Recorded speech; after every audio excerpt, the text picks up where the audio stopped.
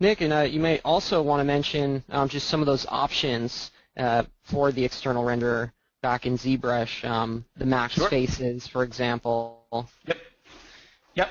And I'm still playing around with all these because it's a new release, but the max faces is basically how much density of your geometry you want to come over from ZBrush to KeyShot. So let's just kick it down a little bit. And Rex, jump in if I'm giving you the wrong terminology here. But yeah, so we'll kick the max faces down. Let's just go to 5 so you can see a drastic difference, right?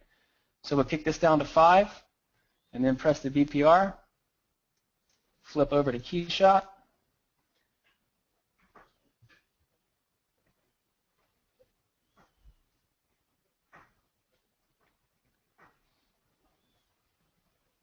So that particular setting will control how dense and your poly count, getting it from ZBrush to KeyShot. So you can also tweak that on the fly. So you can see now the model's much lighter, much cleaner. You see how much smoother this is moving. So that's one great way when you don't optimize like I did in this case. That's a very quick way to remedy that problem, is your max faces count. And your auto merge, I haven't actually used auto merge yet. Rex, you want to jump in on this one really quick, just so I don't explain it in the wrong way? Actually, I haven't used auto merge either. But we do have a video available. Let's see.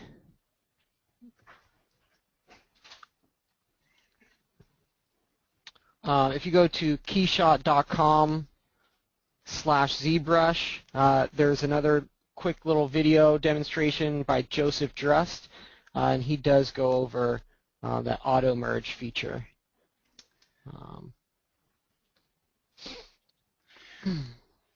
Let's see if Josh, looks like we have quite a few questions coming in here to the log. So maybe Josh, you want to jump in and see if you can answer some common questions.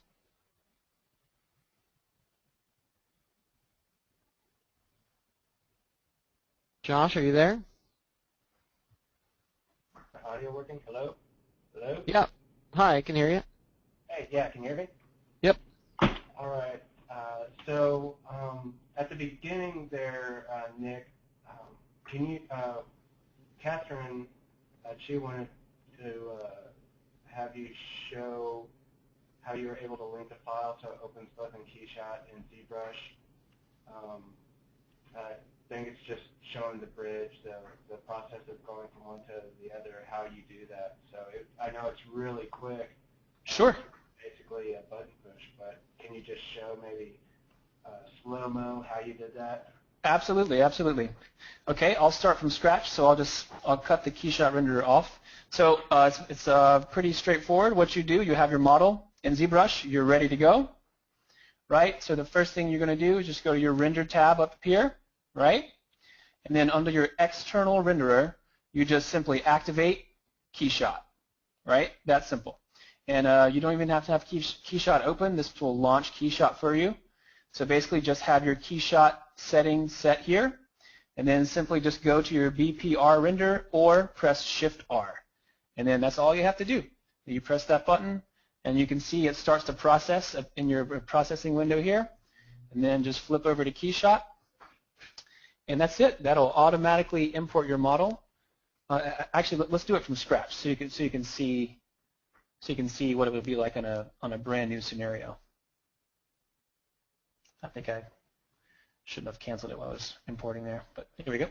So let's start from scratch, just so you can see, the whole. So KeyShot's brand new window, nothing there. Same process. Just go into ZBrush, go to your renderer, make sure KeyShot is activated, right? And then just go Shift-R or go to your BPR render setting right here. Click that guy, and you can, again, you see it starts to process. And go over to KeyShot.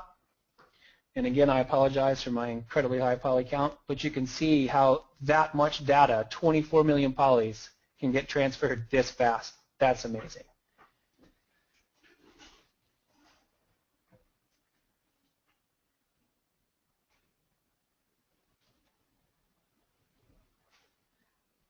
and wait for it to process, and that's it. So now you can see just by the click of 2 buttons, just click on Renderer, click on KeyShot. That's your first click. Your second click is the BPR button, and then boom, you're up and moving. That's it. So it's simple as 2 clicks. And I've been using 3D since 1998, 99. It has never been this easy. And as soon as I saw it, I was like, oh my God, this is a game changer. So fast, such a great renderer, and such an easy workflow. This is definitely going to change the game, speed you guys up, and you're going to make some amazing renders out of this for sure. Does that answer that question?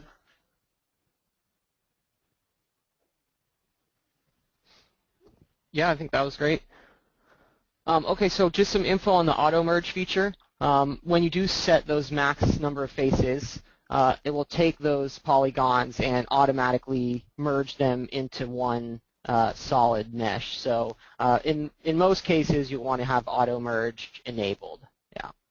Gotcha. Or else you'll end up with a lot more parts in your scene tree, which just makes the scene a little bit more difficult to deal with, but does give you more flexibility. So yeah, maybe that's just something that you guys at home will have to play around with a little bit to see what works best with your own workflow.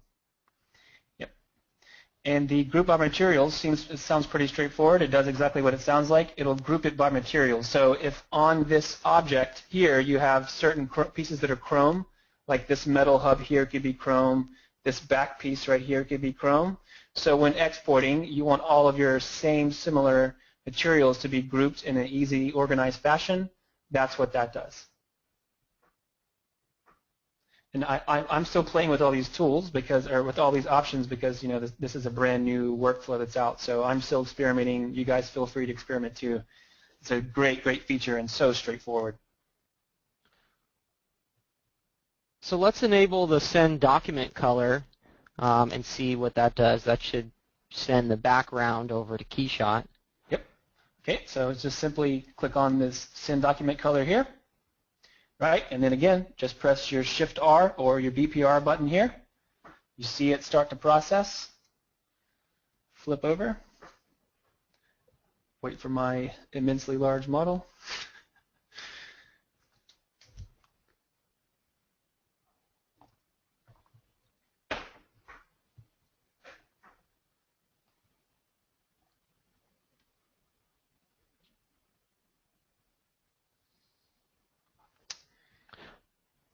Perhaps that has to be on for the initial transfer. Let's try it. The good thing about it, it's so fast, it doesn't really waste much time. Let's try it again. Okay, so we have this enabled, send document color, BPR. You can see it start to process.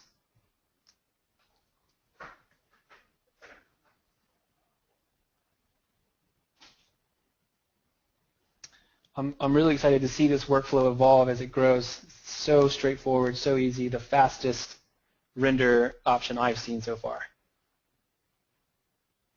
For concept work, it's a beautiful setup.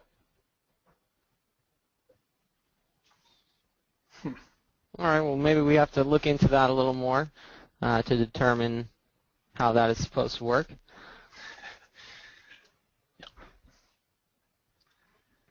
It looks like we do have quite a few questions on render layers and passes and rendering with an alpha channel.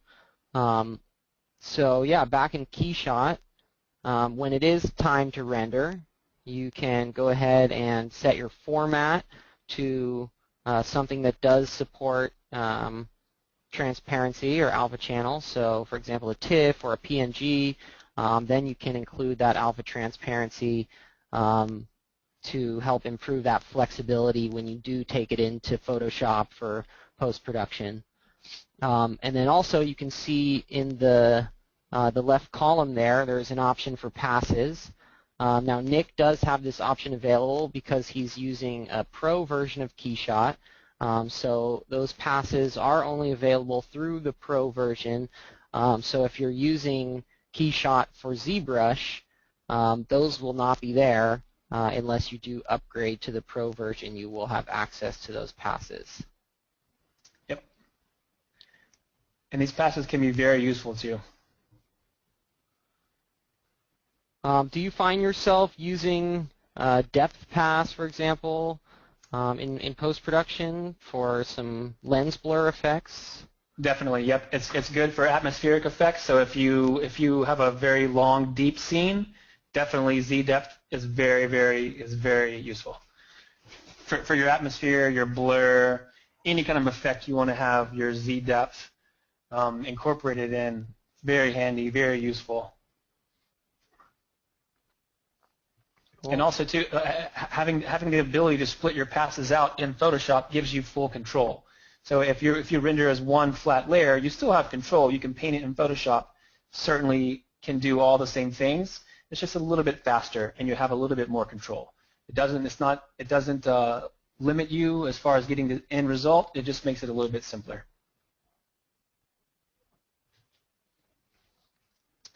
Yep. So yeah, in your output settings, I typically, I'm working with EXRs or TIFFs, as long as you can support your alpha, right? JPEG, of course, won't. So I pick my alpha. I typically, pick the high quality. Well, when I'm earlier on in production, when I'm still like designing the model and trying to feel it out, I keep my samples low. I keep all this low because it's really not necessary to get a super high quality render that early on in the production. As you get further along, you can definitely come in here and tweak all your settings and jack all this up. It will increase the render time, but again, KeyShot renders so fast. What's an extra minute or two, right? It's nothing. So it's great. Some great settings in here. And I've never actually used the render queue. It renders so fast. For me, I typically don't need to. I just press render and go back and paint a little bit while it cooks for a minute or two, and then jump right back in as soon as the render's done. It'll beep and inform you when the render's done.